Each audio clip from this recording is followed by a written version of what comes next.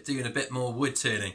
So I've got this pine offcut from a furniture project knocking around the workshop for probably about a year now, and be thinking what to do with it. So I thought tonight what we do is we turn it into a bowl slash platter because of the thickness of it, and we'll see how that goes. So I'm going to take you through all the steps from marking out to doing all the turning on the lathe and some finishing then later on. Right, so we've got a blank. The first thing we're going to need to do is find the centre. Now the easiest way to do that is to get yourself a ruler or a long piece of wood and draw corner to corner. And the rough centre point is going to be in the middle. We're going to use a set of compasses then to draw a circle. So point in the middle.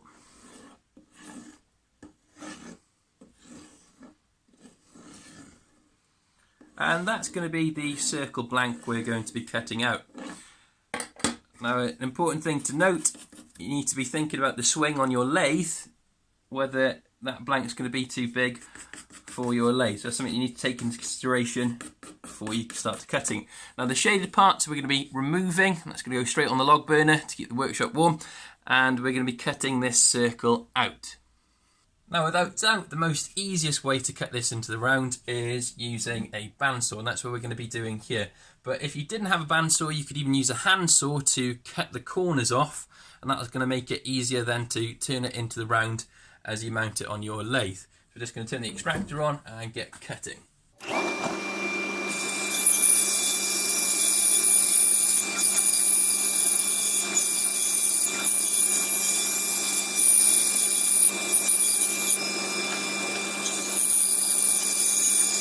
Next thing we're going to do is attach a faceplate. Now this faceplate happens to be one that my jaws, my chuck, can expand out and hold on to.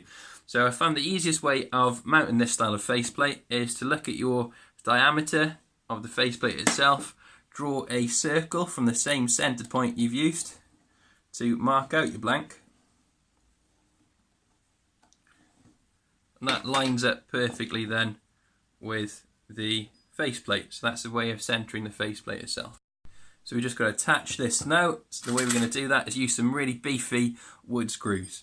So I've got my over there. So I tend to do opposites to begin with, and the rest of it sort of lines up nicely then.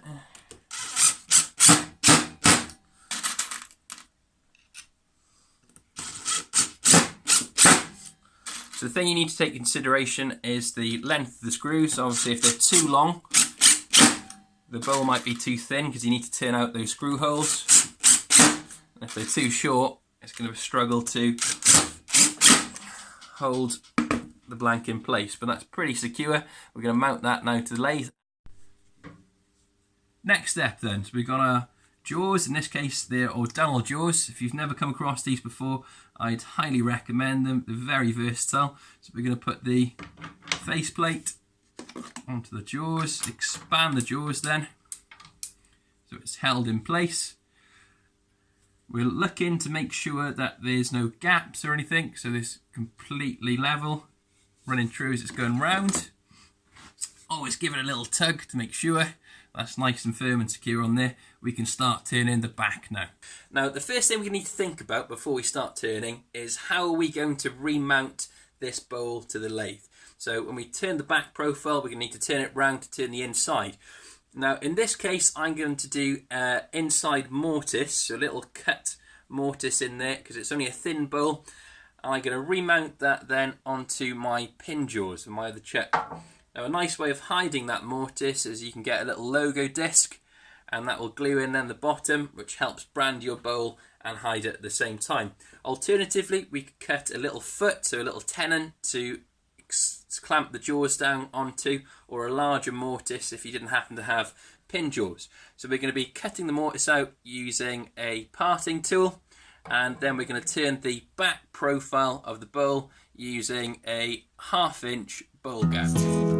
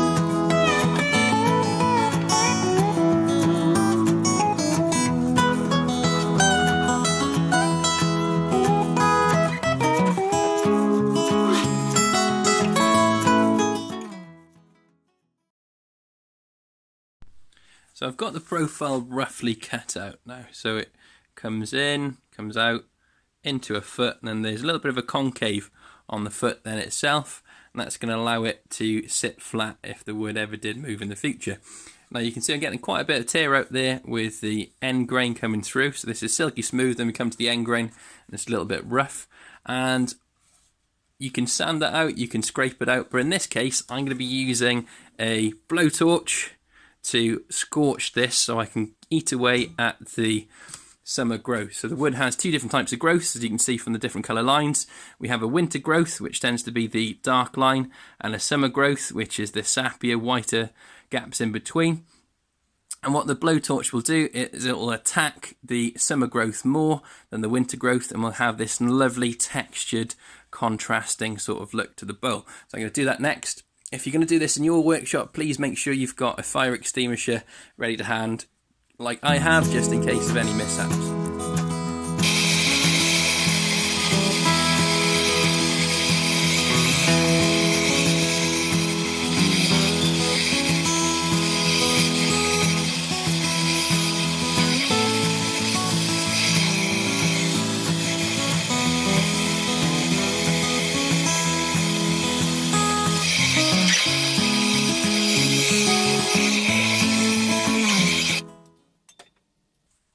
Right, next step, we're going to grab a wire brush like this, and we're going to brush in the direction of the grain.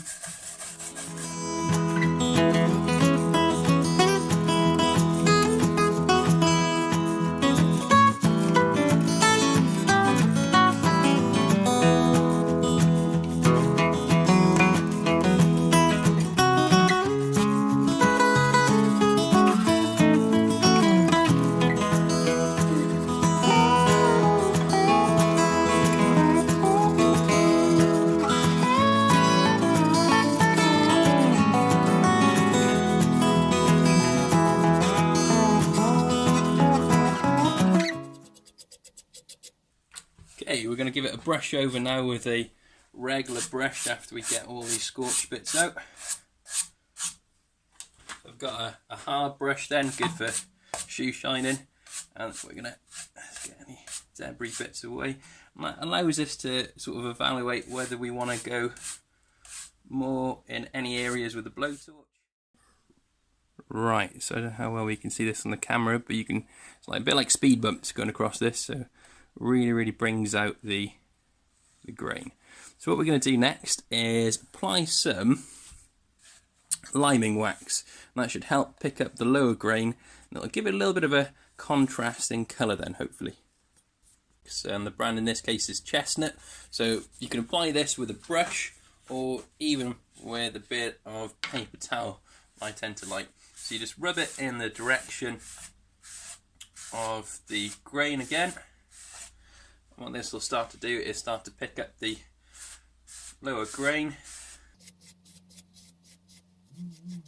and then later on we're going to go over this with a soft brush, so to take away the high spots.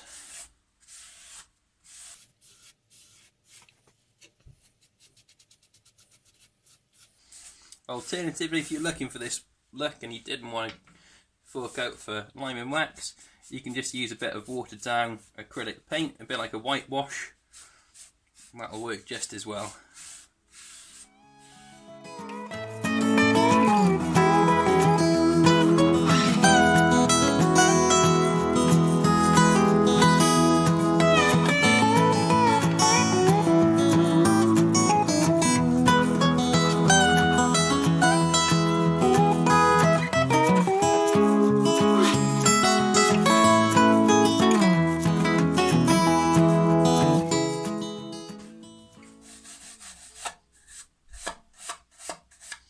So just using a soft brush to go over to help blend this in a bit more.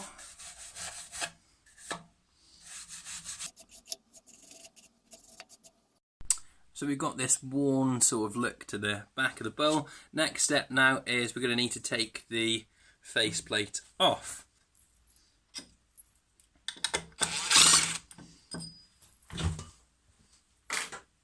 And we're going to mount that back then onto the lathe using the pin jaws. Now I've put a little block there and that'll help it to sit nice and level.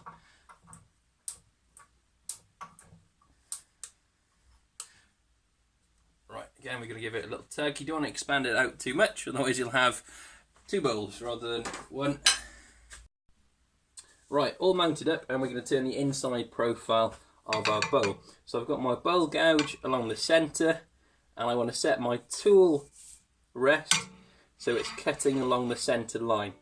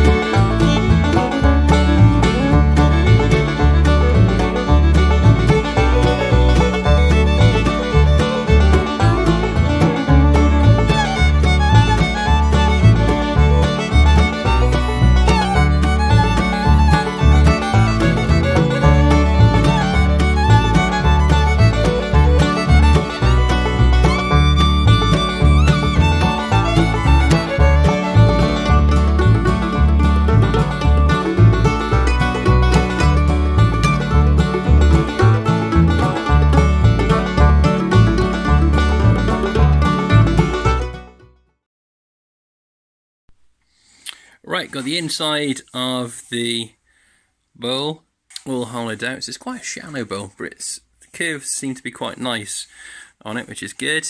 Again, we've got a little bit of tear out there, but again, it doesn't really matter with the finish that we're going to. If you want to get rid of that, you could use a scraper or some sandpaper to get that out. If you get your tools razor sharp, you tend to avoid it anyway.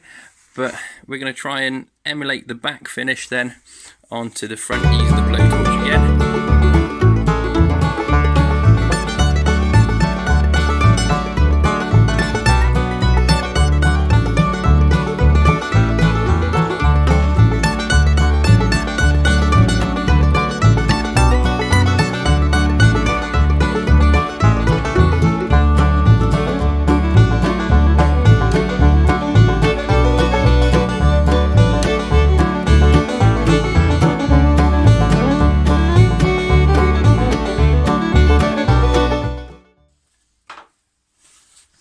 Use a cloth then to wipe off any excess. You can see this is quite a messy process. It's probably a good idea you wear a dust mask for this if you're going to do quite a few of these.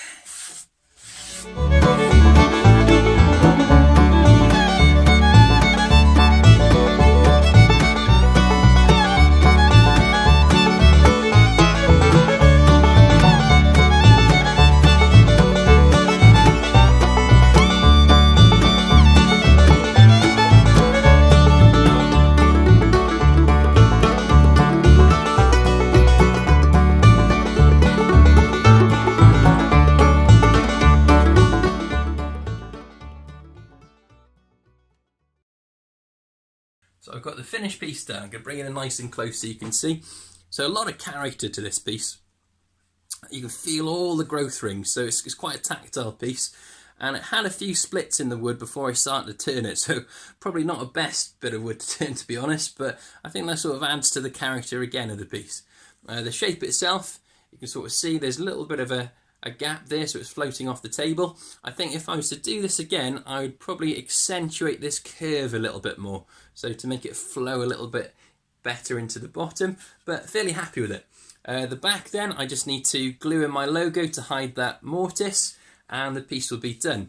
So the intention is then I'm going to be using this finishing technique to make a bed, so that'll be coming up in a video shortly. Probably see the bits of pine there in the background. And the idea is that the bowl is going to be going to the same person I'm making the bed for.